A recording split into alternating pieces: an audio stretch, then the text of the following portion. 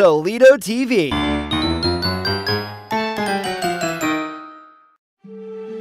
The 12 Olympian Gods.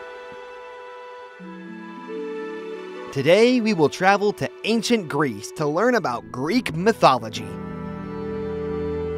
The ancient Greeks had created myths, stories that were not true, and had made up stories to explain the creation of the world. These myths were passed down from generation to generation and became known to us. So, according to Greek mythology, Uranus and Earth joined together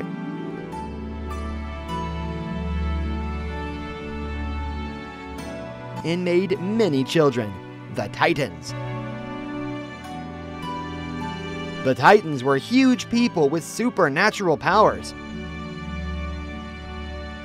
The strongest of the Titans, Cronus, defeated his father Uranus and became the leader of the whole world. Then Cronus married Rhea, and she gave birth to 6 children, 3 goddesses and 3 gods: Hera, Hestia, Demetra, Pluto, Poseidon, and Zeus. Then the gods fought with the Titans. The Titanomachy, as it was called, lasted 10 years. And the gods won. After their victory, Zeus became leader of the whole world and married Hera. All the gods together climbed the highest mountain, Mount Olympus, to live there.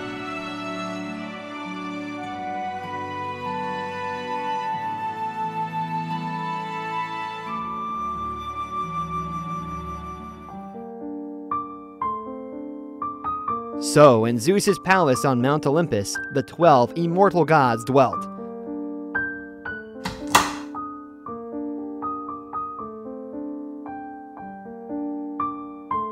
They were drinking nectar,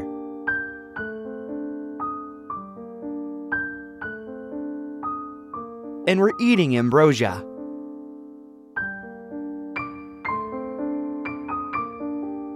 From up there, they watched and ruled the people. Let's get to know them better. Zeus was the leader of gods and men. His symbols were the starburst and the eagle. He gathered the clouds and sent rain to the earth. When he was angry, he threw thunderbolts at the people. He was also called the Zeus Xenios because he protected strangers. Poseidon was the god of the sea.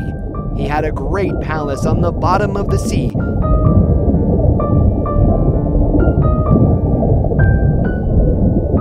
He held a huge trident, and when he was angry, he would strike the sea and raise great waves.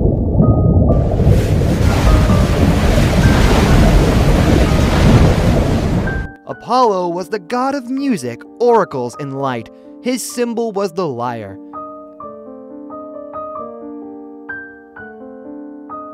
He was born on an island, Delos, with his sister, the goddess Artemis, under a palm tree. Hephaestus was the god of fire, metals, and volcanoes. In a cave on Mount Olympus, he had his workshop, where he melted metals and made elaborate things.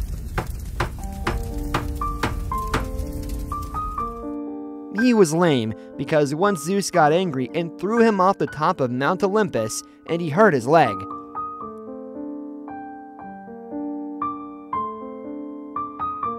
Hermes was the messenger of the gods, and his symbol was the preacher.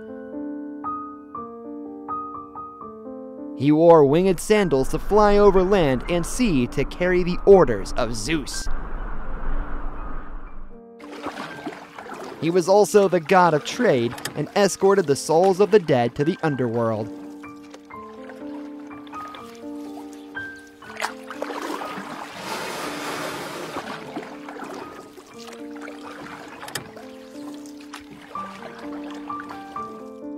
Ares was the god of war, cruel and militant. He always wore armor, carried weapons, and liked to spread terror among the people.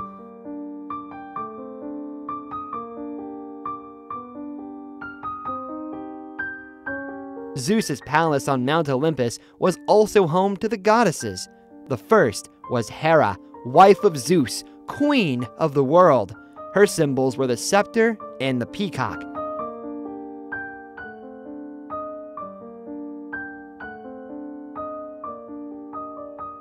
She protected marriage, and the family was very jealous.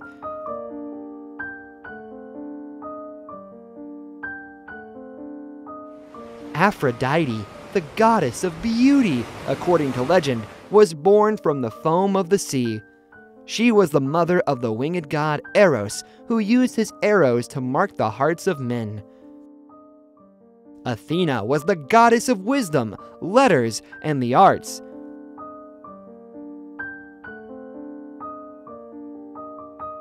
She was the daughter of Zeus and the wise Metis, whom Zeus swallowed because he knew she would give birth to a god who would take his throne.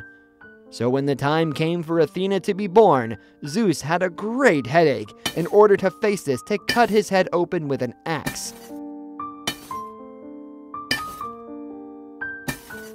Immediately, Athena came out of his head.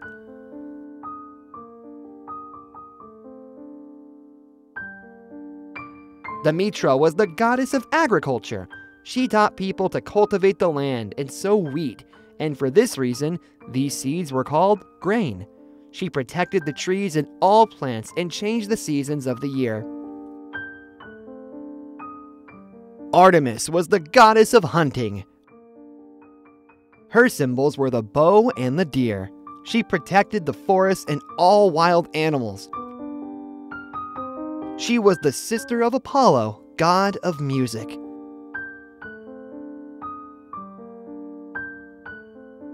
Hestia was the goddess of the home. She protected the households, so in all houses there was a small altar of her own, the hearth.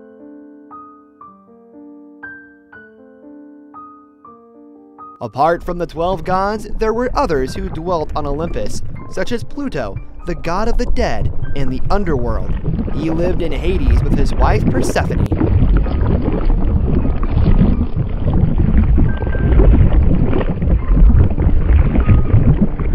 Finally, Dionysus was the god of wine and vines. He liked feasts and festivals.